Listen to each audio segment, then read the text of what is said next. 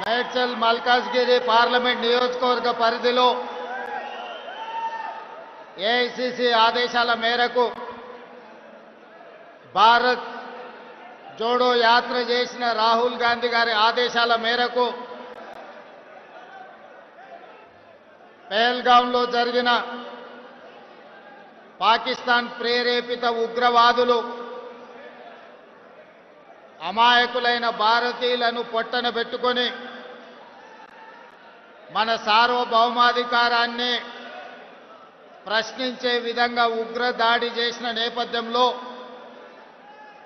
శ్రీ మల్లికార్జున్ ఖర్గే గారు శ్రీ రాహుల్ గాంధీ గారి ఆదేశాల మేరకు జై హింద్ ర్యాలీని తెలంగాణ రాష్ట్ర కాంగ్రెస్ పార్టీ అధ్యక్షుడు మహేష్ కుమార్ గౌడ్ గారి నాయకత్వంలో ఈరోజు మేడ్చల్ మల్కాజ్గిరి జిల్లాలో ఈ కార్యక్రమాన్ని జిల్లా నాయకత్వం అంతా కూడా అద్భుతంగా నిర్వహించడం జరిగింది.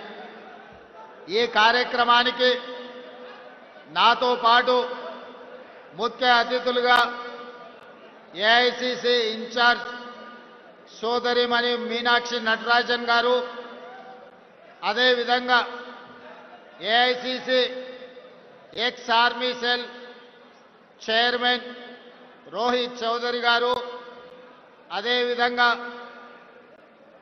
భారత సైన్యంలో పైలట్గా పనిచేసి సరిహద్దుల్లో పరిస్థితులను అంచనా వేయగలిగి ఆ తర్వాత తెలంగాణ రాష్ట్ర ప్రజలకు సేవలు అందించాలి, ఈ తెలంగాణ ప్రజలే నా కుటుంబ సభ్యులు అని ఈరోజు మంత్రివర్గ సభ్యులుగా పనిచేస్తున్న పైలట్ ఉత్తమ్ కుమార్ రెడ్డి గారు, అదేవిధంగా హైదరాబాద్ ఇన్ఛార్జ్ మినిస్టర్ పొన్నం ప్రభాకర్ గారు, రంగారెడ్డి జిల్లా ఇన్ఛార్జ్ మినిస్టర్ మిత్రులు శ్రీధర్ బాబు గారు, అదేవిధంగా పార్లమెంట్ సభ్యులు, శాసన మండలి సభ్యులు, శాసన సభ్యులు, కాంగ్రెస్ పార్టీ తెలంగాణ రాష్ట్ర శాఖలో వివిధ హోదాలలో పనిచేస్తున్న నాయకులు, అదేవిధంగా ప్రాణ సమానులైన మేడ్చల్ మల్కాజ్గిరి కాంగ్రెస్ పార్టీ సైనికులందరికీ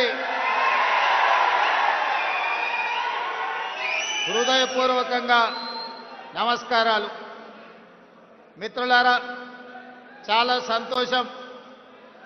ఆనాడు 2019 శాసనసభ ఎన్నికల్లో ఆనాటి ప్రభుత్వం కుట్ర చేసి కొడంగల్లో ఓడిస్తే మల్కాజ్గిరి నియోజకవర్గంలో 14 రోజుల్లోనే మీరు గుండెల్లో పెట్టి చూసుకొని భుజాల మీద మోసి పార్లమెంటుకు పంపిస్తే ఆనాడు శ్రీమతి సోనియా గాంధీ గారు మీ అభిమానాన్ని గుండెల నిండా నింపుకొని పార్లమెంటుకు వెళ్తే కాంగ్రెస్ పార్టీ తెలంగాణ అధ్యక్షుడిగా నియమించి తెలంగాణ రాష్ట్రానికి సోనియా గాంధీ గారు ఆశీర్వదించి పంపించారు. ఆనాడు మీరు గుండెల్లో పెట్టి చూసుకున్న మీ అభిమానం ఈనాడు తెలంగాణ రాష్ట్ర ముఖ్యమంత్రిగా మీ ముందల నిలబడ్డాడు అంటే దీనికి కారణం మీ అభిమానం, మీ శ్రమ. ఆనాటి ఎన్నికల్లో మీ రక్తాన్ని చెమటగా మార్చి మీరు గెలిపించారు కాబట్టి ఈనాడు తెలంగాణ రాష్ట్రానికి ముఖ్యమంత్రిగా మీ ముందల నిలబడ్డాను.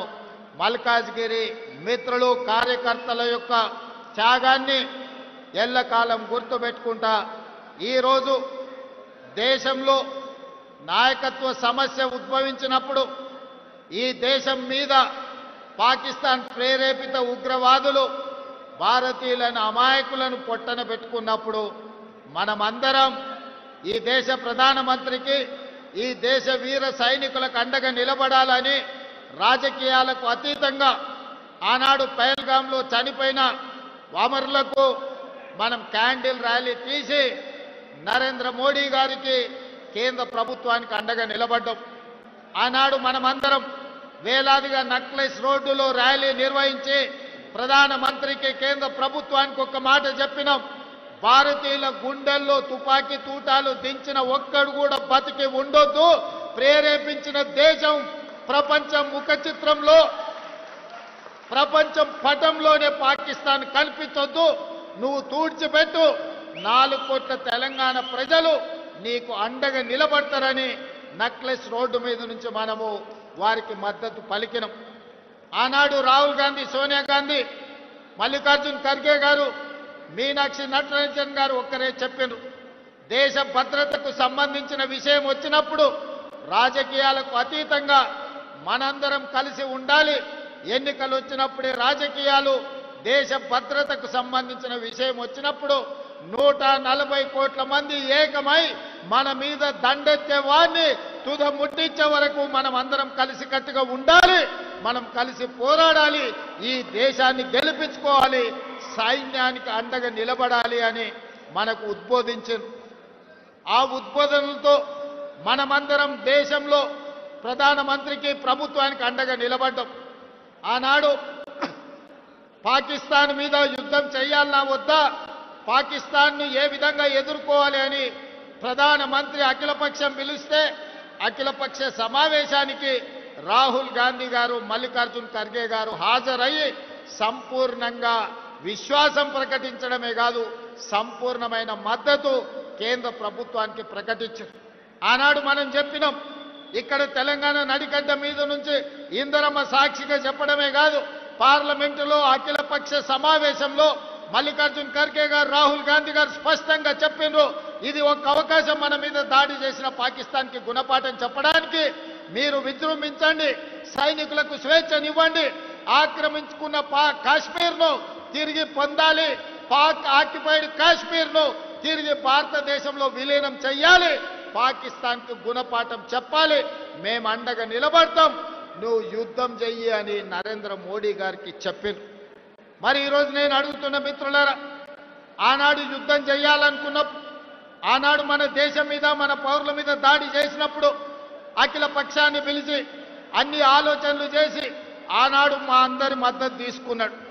ప్రధానమంత్రి నరేంద్ర మోడీ గారికి మేము అండగా నిలబడి, మీరు యుద్ధం చెయ్యండి, మేము అండగా నిలబడతాం, మేము సమర్థిస్తాం రాజకీయాలకు అతీతంగానే కాంగ్రెస్ పార్టీ ఆనాడు స్పష్టంగా ప్రధానమంత్రి నరేంద్ర మోడీ గారికి చెప్పడం జరిగింది. 4 రోజులు యుద్ధం తర్వాత మరి ఏమి జరిగిందో, ఎవరు బెదిరించిండ్రో, ఎవరు లొంగ తీసుకున్నారో, ఎవరికి ఎవరు లొంగిపోయినరో మనకు తెలియదు. కానీ అర్ధాంతరంగా అమెరికా ప్రెసిడెంట్ ట్రంప్ బయటకు వచ్చి నేను యుద్ధాన్ని ఆపేసిన, భారత్ను బెదిరించిన అని ట్రంప్ ప్రకటించే పరిస్థితి వచ్చింది అని అంటే, ఈ దేశ ప్రధానమంత్రి యుద్ధం చేయాలనుకున్నప్పుడు, పాకిస్తాన్ మన మీద దాడి చేసినప్పుడు పార్లమెంటులో అఖిల పక్షాన్ని పిలిచి చర్చించాడు. మరి యుద్ధం ఆపాలనుకున్నప్పుడు ఎందుకు అఖిల పక్షాన్ని పిలువలేదని నేను అడుగుతున్న ఈ దేశ ప్రధానమంత్రిని. ఆనాడు నీకు అవసరమైనప్పుడు మమ్మల్ని పిలిచినావు, మమ్మల్ని అండగా నిలబడ్డమన్నావు. మేము సైనికులను, అమరులైన భారతీయులను దృష్టిలో పెట్టుకొని రాజకీయాలకు అతీతంగా మోడీకి, బీజేపీకి అండగా నిలబడ్డాం. కానీ కాల్పులు ఆపినప్పుడు, యుద్ధం విరమించినప్పుడు మీరు అఖిల పక్షాన్ని ఎందుకు పిలవలేదు, అందరితో ఎందుకు సంప్రదించలేదని ఈ రోజు ఈ జై హింద్ ర్యాలీ సందర్భంగా నేను వారిని అడగదలుచుకున్నా. మిత్రులారా, నాయకత్వం అంటే ఆషామాషి కాదు, యుద్ధం అంటే ఉపన్యాసాలు ఇచ్చుడు కాదు, మైకులో పెద్ద పెద్ద సంభాషణలు చెప్పుడు కాదు. యుద్ధం అంటే ధైర్యం ఉండాలి, యుద్ధం అంటే వెన్నెముక ఉండాలి, యుద్ధం అంటే యుద్ధ తంత్రం ఉండాలి, యుద్ధ నీతి ఉండాలి, గుండెల్లో ధైర్యం ఉండాలి.